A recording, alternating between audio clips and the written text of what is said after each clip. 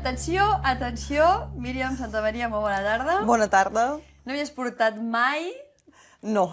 Carn? Realment no. I escolta'm, quina cuixaca...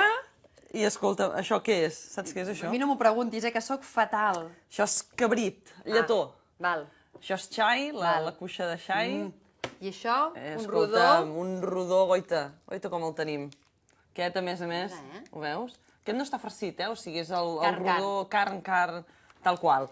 A veure, producte temporada, Sí, o senyora. producte molt venut aquesta Clar, temporada. amb aquest especial que fem ara aquests últims dies del Nadal, hem de dir que la carn, evidentment, serà un dels productes més consumits ara, Nadal, Sant Esteve. I el que hem fet és anar a Mercabarna. Sí. Allà ens han explicat els majoristes de la carn com es presenta tot aquest Nadal i també aquells truquets que hem de saber quan anem a comprar, perquè clar, és allò que aviam, això està bé, no està bé, quins són els consells a tenir en compte. Molt bé, això està molt bé saber-ho. I d'entrada el que hem de dir és a veure si és o no temporada, perquè jo també ho vaig preguntar això amb el Vicent, que és el responsable majorista de la carn. Vaig dir, escolta, això és temporada o no és temporada? A veure, Vicent, aclareix-nos-ho. La carn, com tots els productes, la majoria dels productes és estacional. Vull dir, evidentment, a l'estiu potser no consumim tanta carn, de cara a les èpoques que fa més fred tenim més tendència a menjar carn i, evidentment, els preparats de carn que es fan de cara a l'estiu o es fan a l'hivern són bastant diferents. De cara a l'estiu fem planxa i, en canvi, quan tirem de cara a l'hivern ja tirem més del que són guisats, rostits i plats una mica més contundents. Clar, canvia una mica la forma de preparar-ho, el que et demana el cos amb el fred... Clar, un cabrit com aquest, o bé un rodó de vedella, clar, imagina't això en ple mes d'agost. A ple agost t'agafa, no. Per tant, de vegades... No t'ho demana el cos, això. De vegades la temporalitat, aquest producte de temporada, també ens hem d'acostumar a consumir-lo en funció del que ens demana o no el nostre cos. Per tant, ara sí que ens demana aquestes coccions, allò, a foc lent, que en diríem. I és això que et comentava, aquí tenim... Això porta una feinada. Sí, noia. Mare de Déu. No, potser et diria que el més facilet, però Déu-n'hi-do també, això, el lligat de vedella amb la terrissa. I, escolta'm, i ara el que hem de fer és saber quina és la carn que ens agrada més als catalans, perquè tu quina carn t'agrada més? Tu ets de carn? Poc, per això Jo et puc també. explicar poques coses. Jo aquí també haig de dir que tampoc. Jo, filet de vedella... Jo abans era de... Poqueta cosa més en menjo, Jo abans era de cabrit, ho haig de dir. Ara no, ara a més no menjo carn, però escolta'm, que els catalans som de carn.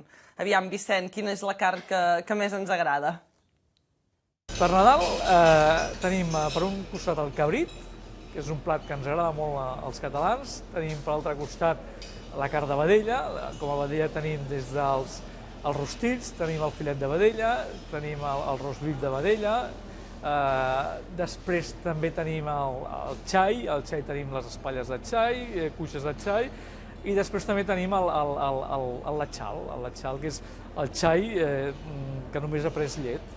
Igual que el cabrit només ha menjat llet, ha pres llet, el xai 3/4 del mateix. Entre un latxal i un cabrit hi ha molt poca diferència, la veritat.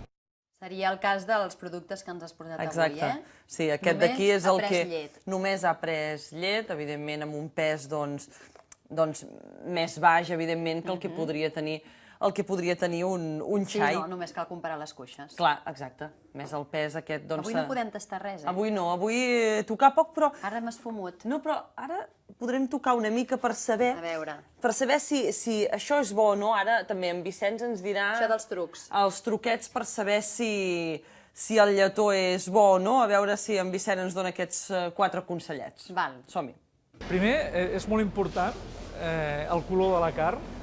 El color de la carn amb el cabrit és important perquè llavors sabem que aquell animal ha pres només llet. El cabrit perquè realment sigui un cabrit de qualitat té que haver pres llet, bàsicament llet, perquè llavors si entrem amb altres tipus d'alimentació, aquell animal ja no podem dir que és un animal fet amb llet i ja té un altre tipus de qualitat. Després, un tema molt important és que sigui cabrit nostre, que sigui cabrit d'aquí. Aleshores és molt important que mireu que el cabrit sigui sacrificat i fet aquí. En aquest segell es veu perfectament com és un cabrit nostre d'aquí, de la terra, del país.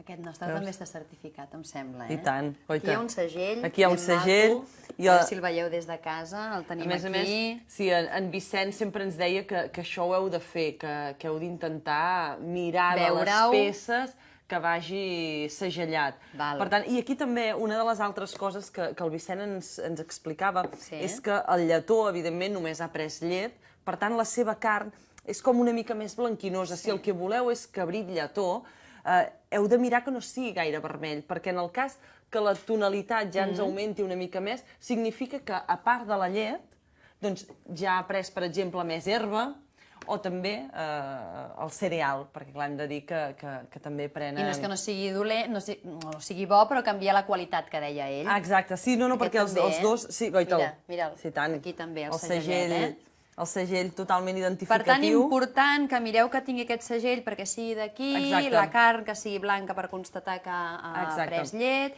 i de moment jo he pres nota d'aquests dos consells. No sé si n'ha dit més i se m'han passat. No, aquests dos són potser els més destacables, però ara el Vicent el que farà serà ampliar-nos una mica més, perquè jo li vaig dir, escolta'm, per desconeixement, i el pinso? I em va dir, pinso no. No podem dir pinso, hem de dir cereal. A veure per què hem de dir cereal? Que ens ho expliqui en Vicent. Què vol dir la diferència aquesta entre cereal i pinso? Tot el que mengen, tant els vedells, les vedelles, inclús les vaques, o els xais o els cabrits, tots els animals avui mengen cereal. Dic cereal perquè m'agradaria, d'alguna vegada, enterrar la paraula pinso. Pinso, a vegades pots pensar, pinso engloba moltes coses. És que els mateixos gossets que tens a casa mengen pinso. No, el que mengen avui els animals que sacrifiquen per carn és cereal, 100% cereal. Alimentació molt sana i molt natural. Va, el pinso és el que mengen els animals a casa, exacte. No el que mengen aquestes bèsties. Ells, el cereal. I mira, et diré un altre truc que precisament correspon a la vedella que ara mateix veiem a les imatges. Si sou dels que us agrada la vedella, és millor, a veure, és millor, tot és bon, tant la femella com el mascle, però és millor la femella, perquè la femella és una mica més greixosa, té una mica més de greix, si us hi fixeu... De vetes. Exacte. I això sempre ens deia el Vicent, moltes vegades anem a mercat i diem vull que no tingui greix. Deia, no. No, això sí que m'ho van dir una vegada, que aquestes vetes era senyal que aquella carn valia la pena. Doncs ens diuen que si hem d'anar a comprar vedella, doncs que no mirem si té greix o no, al revés, que la femella té més greix i a més això fa que la carn sigui una mica més melosa. Clar, més amorosa. Per tant, si heu d'escollir entre femella o mascle en aquest cas, ens quedem amb la femella. Val, d'acord. I per acabar, quina diferència hi ha de temperatura entre estiu i hivern amb la carn? Perquè això també és important. Sortim de comprar carn i a veure si hem de seguir o no alguns consells. A veure què ens diu en Vicent. Molt important. A l'hivern tenim unes temperatures ambients que la carn la podem anar a buscar a la botiga, la podem anar passejant fins a arribar a casa, amb el temps que faci falta no li passarà res. A l'estiu hem d'anar molt al tanto, perquè penseu que estem treballant amb les carns entre 0, 2, 3 graus màxims de temperatura, i a l'estiu de sobte passem aquesta carn d'aquesta temperatura, la podem passar 30, 32, 33 graus. Important que la carn de la nevera del carnisser la portem el més aviat possible a la nevera de casa. Apuntadíssim. Aquests consells bàsics... De moment aquests dies no hem de patir. Exacte. Fa fresqueta, surts al mercat, pim-pam... El que sí que us heu de fixar és a l'hora de comprar. A l'hora de comprar sí que aquests petits consells que ens donen ells, doncs, s'han de seguir. I portar un bon carro, perquè això pesa. Ostres, si pesa, sí, quadrat això. Déu-m'hi-do, agafes aquest mig lletó i Déu-m'hi-do. Mare meva. Doncs Míriam, moltes gràcies per tots aquests consells, a tu i al Sergi. Bon Nadal! Molt bé. I la setmana que ve més. I tant que sí. Cuida't, guapa. Adéu.